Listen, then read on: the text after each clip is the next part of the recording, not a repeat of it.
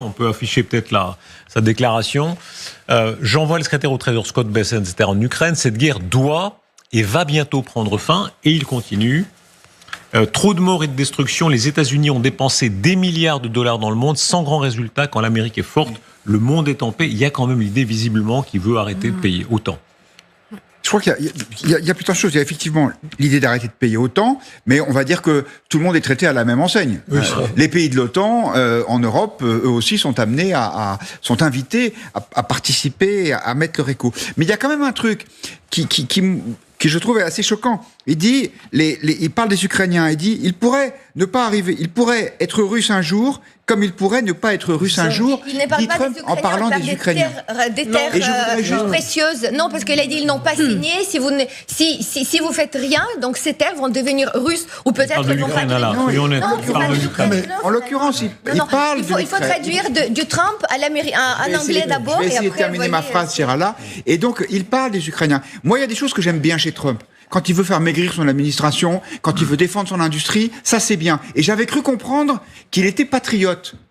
Et parler comme ça de citoyens d'un autre pays en disant « Ouais, ils sont ukrainiens aujourd'hui, ils pourraient être russes demain », je trouve que c'est ça, pour le coup, c'est choquant. Ou quitter Gaza. Non mais, moi, Darius nous a posé une question que je trouve quand même extraordinaire. Quel est le fond, nous aider à trouver le fond de la pensée de ce monsieur. Mais c'est n'importe quoi. Ça change tous les jours. Tout à l'heure, il va voir un autre journaliste, il va lui dire autre chose. Il a une idée par seconde.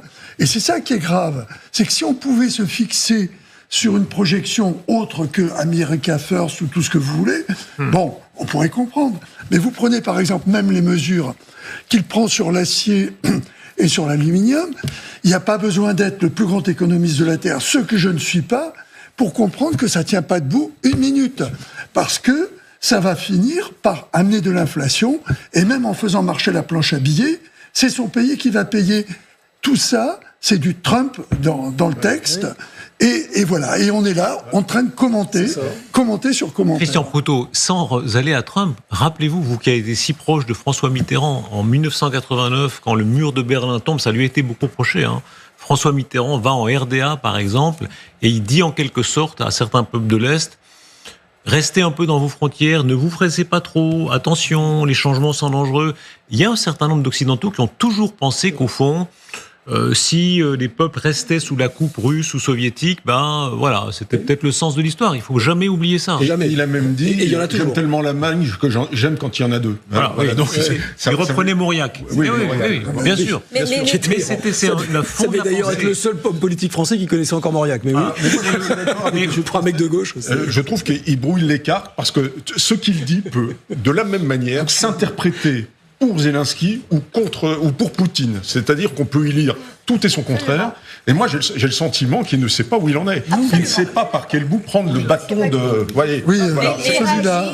Et donc, il lance des bouées en l'air, des ballons d'essai. Alors, et puis on en est là. Parce qu'on en fait, ça ne veut pas dire grand-chose.